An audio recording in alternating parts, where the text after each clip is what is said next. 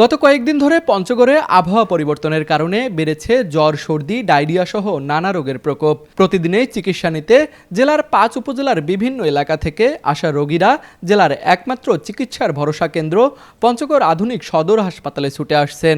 কিন্তু হাসপাতালে এসে মিলছে না। শয্যা সংকট এতটাই তীব্র যে অনেক রোগীকেই মেঝেতে শুয়ে চিকিৎসা নিতে হচ্ছে। এতে যেমন বেড়েছে দুর্ভোগ, তেমনি স্বাস্থ্য ঝুঁকিও বেড়েছে কয়েক গুণ। হাসপাতালের শয্যা সংকট নিরসন এবং চিকিৎসা সেবার মান বাড়াতে 2017 সালে নেওয়া হয় 250 শয্যার হাসপাতাল নির্মাণ প্রকল্প। এর অংশ হিসেবে নির্মাণ করা হয় 9 তলা বিশিষ্ট একটি আধুনিক ভবন। 2024 সালের জুনে ভবনটির 8 তলা পর্যন্ত কাজ শেষ করে হাসপাতাল কর্তৃপক্ষের কাছে হস্তান্তর করা হয়। পরে 9ম তলায় আইসিইউ, আইসোলেশন ইউনিট এবং লিফট স্থাপন সহ বাকি কাজও শেষ হয়েছে। তবে এখনও আনুষ্ঠানিকভাবে চালু হয়নি এই ভবনটি।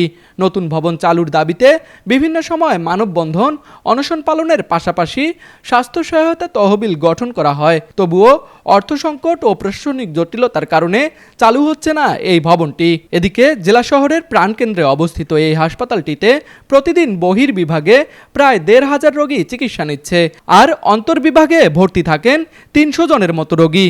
অথচ শয্যা মাত্র ১০০টি। ফলে রোগীদের প্রতিদিন মেঝেতে রেখে চিকিৎসা দিতে হচ্ছে। চিকিৎসক সংকটও প্রকটভাবে দেখা দিয়েছে। ৬৩ জন চিকিৎসকের পদ থাকলেও বর্তমানে কর্মরত রয়েছেন মাত্র ১৫ জন চিকিৎসক। এতে সেবার মান আরও ব্যাহত হচ্ছে। রোগী ও স্বজনদের দাবি, হাসপাতালের সেবার মান বাড়ার পাশাপাশি নতুন এই ভবনটি চালু করতে হবে। আমার বাচ্চার ৮-৯ দিন থেকে পাতলা পায়খানার জ্বর। তাই আমি যদি ওষুধ আনে খাওয়াইছি, আমার বাচ্চার পাতলা পায়খানার জ্বর কমেনি। তার কারণে আজকে আমি সদরে ভর্তি করছি। ভর্তি করার পর এই যে এখন আসে শুনলাম একটা স্যালাইন দিছে, আমার বাচ্চার পায়খানাও কমেনি, জ্বরও কমেনি।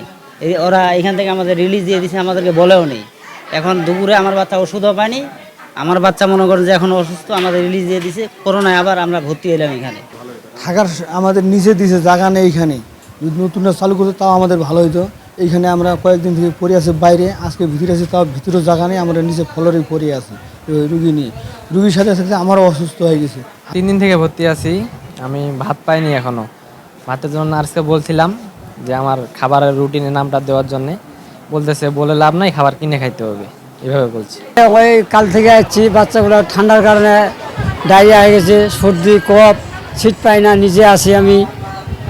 আর এত গ্যাঞ্জাম, লোটে বাচ্চা গরমে থাকতে পারে না, এইটাই আমাদের খুব সমস্যা। রংপুর শহরে নিরিবিলি ও মনোরম পরিবেশে অবস্থিত রংপুর গ্রুপের প্রিমিয়াম আবাসন প্রকল্প আনান সিটিতে নগদ মূল্য ও সহজ কিস্তিতে প্লট এবং কন্ডোমিনিয়াম অ্যাপার্টমেন্ট বিক্রয় চলছে।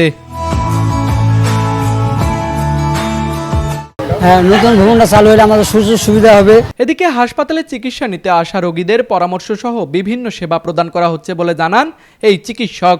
রোগ যদি আমরা বিশ্লেষণ করি তাহলে দেখব যে শিশুদের মধ্যে ডায়রিয়া এবং ব্রঙ্কিওলাইটিস, বিশেষ করে rota virus infected diarrhoea, pneumonia এইসবের সংক্রমণ বেড়ে গেছে।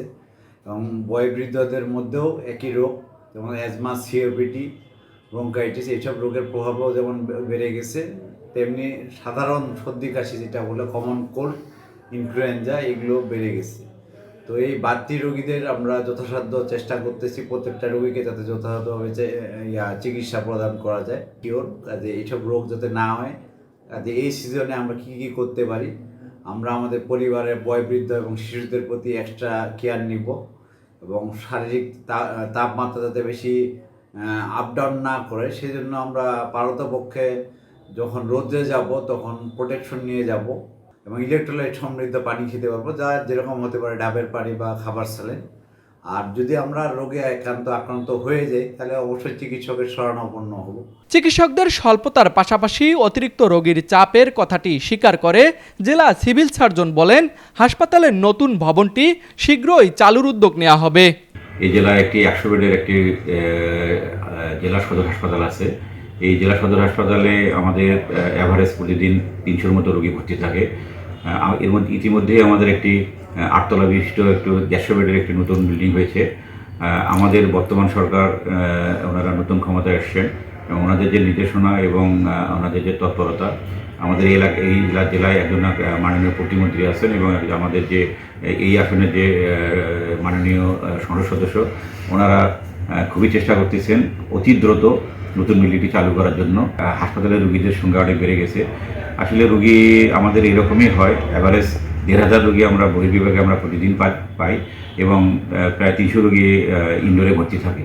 তো একটা আসলে এইসব একসাথে এতগুলো রোগীর যেহেতু 100 বেডের এই গেস্টে 300 রোগী ভর্তি থাকে, তাদেরকে চিকিৎসা দেওয়া আমাদের জন্য একটা আসলে বেশ বড় একটা চ্যালেঞ্জ।